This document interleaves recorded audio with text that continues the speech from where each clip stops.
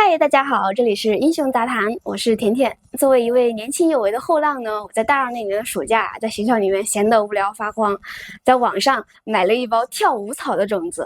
我当时心想拉倒吧，植物要是能跳舞，我当场表演倒立洗头。结果这个小家伙真的颠覆了我的三观。只要我一放音乐，它的叶子就开始摆动，跟个小 DJ 似的跟着节拍跳舞。有一天，我的室友路过，看到我对着一盆草唱歌，简直就是怀疑我是不是学习压力过大，脑子出问题了。那今天呢，就想跟大家来聊聊这位植物界的舞蹈家，看看他到底有什么绝活。有一年暑假呢，我在网购平台上看到有人在卖跳舞草的种子，标题夸张的简直像个标题党，植物也能当舞伴，也就10几块钱的价格，我想也就当买个乐子吧。买回来之后种子小的像芝麻一样，黑不溜秋的。泡水、下土、浇水、等待，我把标准流程走了一遍。1周之后它的小芽开始冒头了，看起来跟路边的杂草也没啥区别嘛。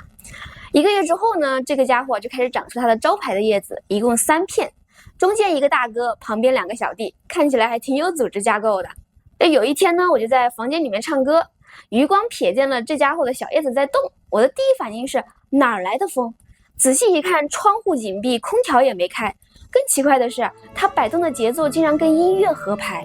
于是我立马暂停音乐，它的叶子也停了。当我一播放音乐，它的叶子又开始摆动了。这一刻，我感觉自己就像是见证了植物界的奇迹，差点就想给他颁个最佳年度新人奖了。那既然发现了这个秘密我就开始当起了他的专属 DJ。我试了一下各种各样的音乐，流行音乐的话呢，它反应一般，偶尔摇摆。但是古典音乐就不一样了，它的动作特别的优雅，像是一个绅士一样。但要是放 DJ 舞曲那家伙简直就是活力四射，就像是植物版的蹦迪。而最有意思的是，当我对着他唱歌的时候，他的反应格外的热烈，可能是出于对我的礼貌吧。那有趣的是他居然能够分清楚现场和录音。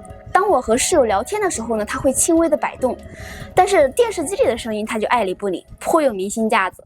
而温度呢也是一个关键因素，在大热天的时候呢，他就会精神百倍，而天冷了，他就成了一个佛系青年，完全不想动弹。这位小舞者的大名呢叫跳舞草，学名叫这个。它的别名一大堆，什么舞草啦、情人草啦、风流草啦，听起来就是很有故事的样子。它是咱们中国的土著植物，主要混迹于云南、广西等地的山区。野生版本呢可以长1米多高，要比我这盆家养版的威武多了。虽然说它属于老实本分的豆科植物，但是明显是一个叛逆青年，跟其他安分守己的豆科兄弟们完全不一样。它的叶子是3人组配置，中间的大哥稳重不爱动，旁边的2个小弟呢则负责表演，这分工明确的就像是一个专业舞蹈团队一样。那么问题来了，没长耳朵的植物它是怎么听见音乐的呢？答案可能就藏在它的秘密武器里。它的叶柄基部有一个叫做叶枕的特殊结构，这玩意儿可要比我们的耳朵还要灵敏，专门用来捕捉空气中的微妙振动。它的工作原理呢大概是这样的：声音首先让空气产生振动，当叶枕感受到这种振动之后它的内部细胞于是开始变脸，有的膨胀，有的收缩，然后它的小叶子就开始摆动起来了。那整个过程就像是一套精密的液压系统，只不过用的是植物细胞里的水。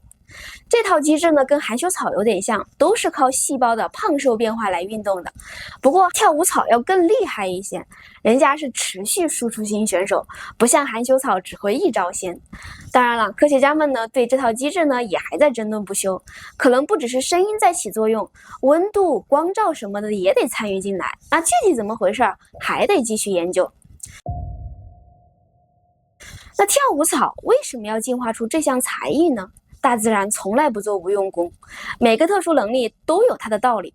科学家们提出了几种可能的解释，也许是为了吸引昆虫，叶子的优雅摆动呢，就像是发出邀请函一样，来召唤传粉者前来。那也有可能呢是防御策略，持续的摆动让害虫无法安心停留。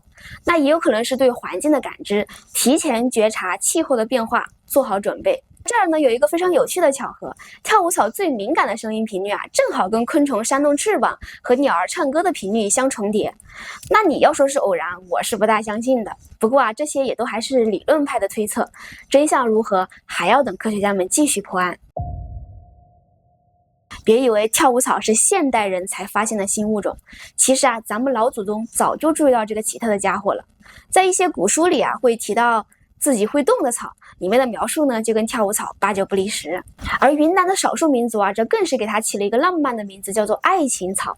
传说当情侣对着它唱歌的时候啊，草跳得越欢，就说明越有戏；而草不动呢，则就是缘分未到。虽然说这是一个民间传说，但是足以说明跳舞草的网红体质由来已久。跳舞草虽然出众，但是植物界的运动天赋啊还真不少呢。含羞草像是一个腼腆的绅士，轻轻触碰它便会害羞的合起叶片；而捕蝇草呢，则是一位狡黠的猎手，专门设陷阱捕捉昆虫；而向日葵呢，则是一个执着的追光者，终日追寻太阳的脚步。卷柏呀，是一个适应高手，干旱的时候卷缩成球，雨来了之后啊，重新舒展开来。但是跳舞草最独特之处在于它可能拥有听觉，这在植物界里面堪称是罕见的。大多数植物依赖光线、重力或者触碰来感知世界，但是像跳舞草这样能够感知到声音的还是独树一帜。如今的科学家们呢，对跳舞草格外的着迷，用各种各样的精密仪器来探究它的奥秘。有些研究团队正在学习它的感应机制，希望能够制造出更加灵敏的声音传感器。而教育界呢，也把它奉为一个科普的明星，让孩子们能够直观地感受到植物奇妙的世界。这可要比死记硬背课本生动得多。如果说你也想体验一把培养植物舞者的乐趣，不妨可以试着种一盆，温度25到30度最佳，正好是人体感觉最舒适的温度。土壤呢，保持微湿，但不要积水，它可不喜欢光着脚。光照要充足，但是要避免暴晒，毕竟精致的艺术家嘛。从小苗到登台演出呢，大概需要1个月，期间呢需要一点耐心。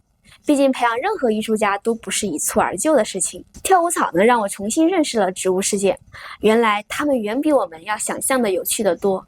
也许每一个植物都有自己的隐藏技能，只是我们还没有发现而已。